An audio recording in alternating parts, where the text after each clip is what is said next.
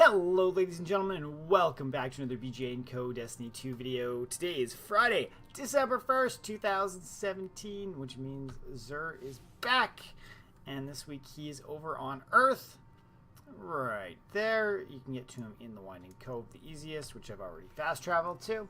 And as we're heading over to there to see what he's got and talk a little bit about them guys, we're just going to take a look. And last week, with all the wonderful goodies he brought for us, out of everybody that has given us information, the most popular and only item bought was the Merciless. Nobody grabbed any of the armor stuff, so that was very interesting.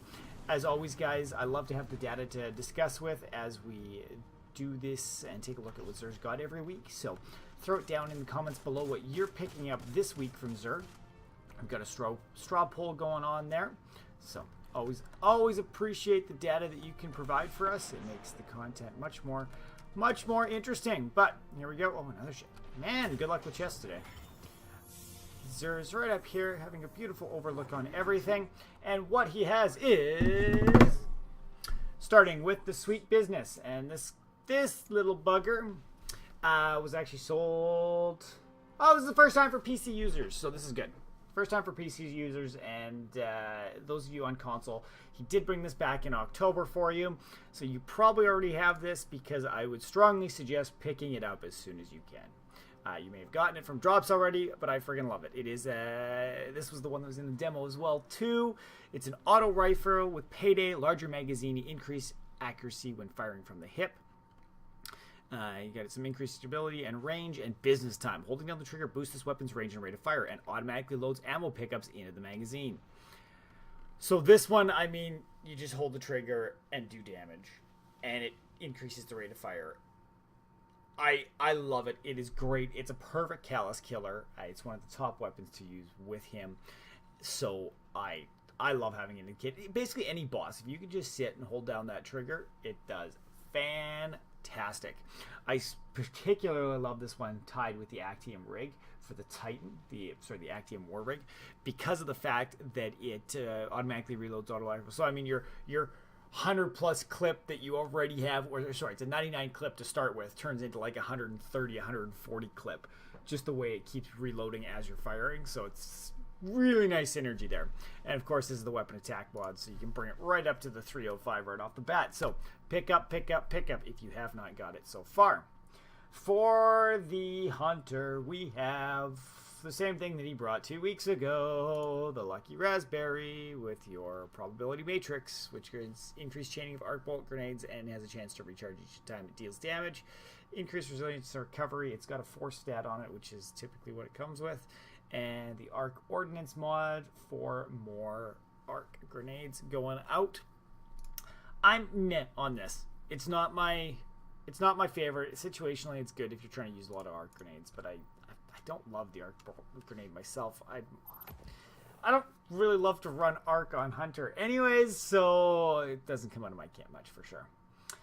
For the Titan, we have the Synthoceps, which is a pain in the ass because he brought it 2 weeks ago, just like the Hunter. To hell, Sire!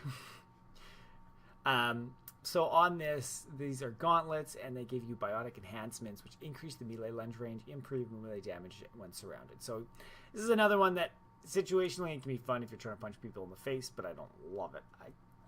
There's much better ones to be wearing on an ongoing basis. This one has a 3-stat roll, same as usual, and you can switch between resilience and recovery. For the mod on this one, we have the kinetic munition loader, which increases the improves the reload speed for equipped kinetic weapons. So that's a decent mod. I like having that. You tend to use your kinetic quite a bit, so it's good. That's good, but as a whole, it's not a top one for me. And then finally, for the Warlock, we have the Skull of Dire Ahamkara. Now, this is great for the Warlocks because he's actually never got this one. So if you haven't been lucky with your drops, lucky you. If you're like me and have got it 4 or 5 times in a row from exotic engrams, you'll share my frustration. But I mean, I think everybody's been having some issues with that. The game likes to drop the same thing multiple times for you. But this one gives you actual grandeur, provides additional damage resistance during Nova Bomb. Nova Bomb kills grants super energy. So this is a great one if you like playing the Voidlock, and you can just keep spamming some Novas if you're able to get lots of great kills with it. And even that actual damage resistance. I know in Crucible, I love seeing the Warlocks that go up to kill, and it's just like, you're dead. So that's always fun. This one has a 3-stat roll across the board, and you can switch a mobility for a health recovery if you'd like. And this one gives you the Void Paragon mod, which pairs very nicely with wanting to be Nova bombing as much as possible. This is one I definitely suggest picking up if you get the chance, because if you want to play Voidlock, that is the way to go. So that is everything that he has for us this week, guys. Throw it down in the straw poll as to what he's picking up. This is kind of the last one before Curse of Osiris comes out, so we'll be very interested to see what he brings for us next week, if anything's changing up. I haven't quite caught up on the Bungie talk about. Supposedly there was some information this week they'd be providing regarding economy and all that jazz, but we'll see how that goes. Interestingly enough, there's plenty of things Xur has not sold. I mean, in terms of weapon-wise, I wasn't expecting him to necessarily sell all of them. Things like the Mitre Rat, King's Strum, Cold Heart, I wasn't expecting anything for that, but the ones that we haven't seen yet are the Skyburner's Oath, the Sunshot, and the Tractor Cannon. So there's 3 of those that we're still waiting on. For the Hunter, there's actually 4 different pieces of gear out of 11 that has not been sold yet. So that's interesting. Titan, there's 3 pieces that haven't been sold yet, and for the Warlock, there's only 2.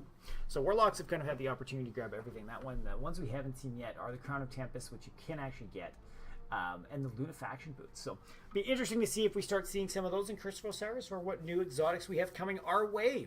If you guys have enjoyed this and want to catch more kind of discussions about all of these every week, we're back here on Fridays, and love to provide this with you. And we love your comments, so throw it down below. We love hearing from you and what your thoughts are on these different pieces of gears and what we are to expect. So thank you very much for watching, guys. We'll catch you all in the next one. Bye.